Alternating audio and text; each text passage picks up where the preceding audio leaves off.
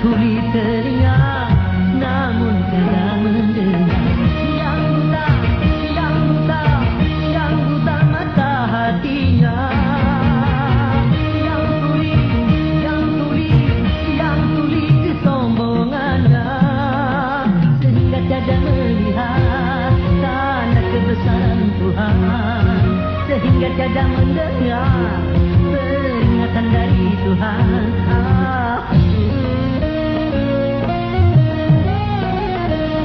Adanya diri ini bukti adanya Tuhan.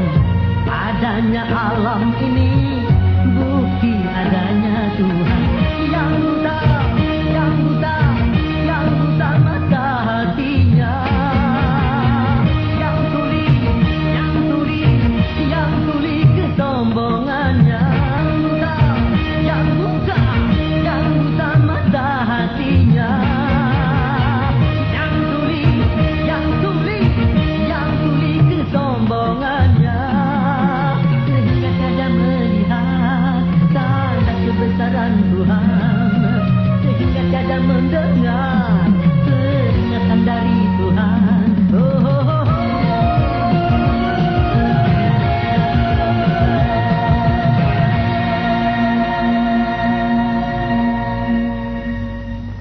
Sampaikan salam maaf saya kepada Al-Mukarram Kiai Ma'mun. Sungguh hal ini jauh dari niat untuk memungkiri janji. Pada saat yang bersamaan, Kiai Musonif sakit keras. Beliau berpesan sebelum beliau wafat ingin bertemu dengan saya untuk menyampaikan sedikit amanat. Alhamdulillah, Allah masih memberikan kesempatan kepada saya untuk berjumpa beliau sesaat sebelum beliau dipanggil menghadap Allah. Kiai Ma'mun memakluminya, Ustaz. Hanya saja umat yang telah membanjiri alun-alun sejak pagi tidak dapat dicegah lagi. Sampai-sampai saya tahu. Maafkan saya. Sesungguhnya jika saya tidak dapat mendatangi satu undangan, batin saya pun menangis.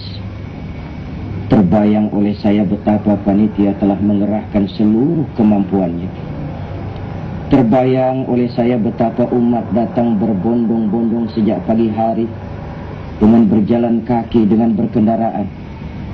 Batin saya menangis. Dan sesungguhnya saya ingin memenuhi setiap undangan. Saya ingin mendatangi setiap pelosok. Bahkan saya juga ingin menyenangkan setiap orang. Tapi saya manusia, punya darah, daging dan tulang. Kemampuan saya sangat terbatas. Pandanwangi bagaimana, Ustaz Murad? Saya dengar badai sedang berkecamuk di sana. Ya, sebenarnya saat ini kami sedang resah, Ustaz. Karena begitu banyaknya anak-anak muda yang sudah berani melawan orang tua.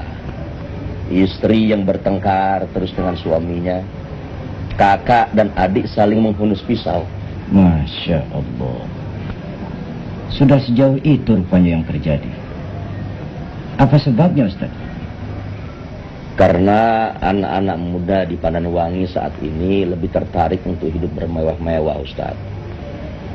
Misalnya saja mereka memaksa orang tuanya untuk membelikan sepeda motor, sehingga orang tuanya harus menjual tanah mereka. Memang ada sebagian dari anak-anak muda itu yang pergi dari desa untuk ke kota. Tapi entah yang dikerjakan di kota itu apa. Kelihatannya ada memang orang-orang yang sengaja mempengaruhi mereka. Karena kenyataannya mereka-mereka itulah yang membantu menjual tanah orang tua anak-anak tersebut. Nah, untuk itu warga desa Pandanwangi sangat mengharapkan Ustadz untuk menasihati mereka. Cobalah selidiki lebih dulu siapa sebenarnya biang keladi semua ini. Persoalan ini tidak akan mudah diselesaikan sebelum kita tahu latar belakangnya secara pasti.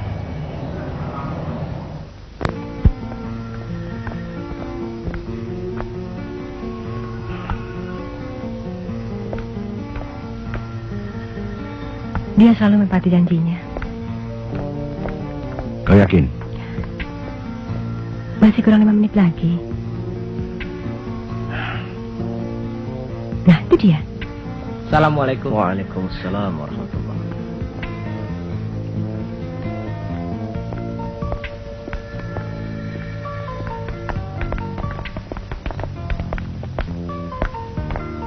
Assalamualaikum. Waalaikumsalam.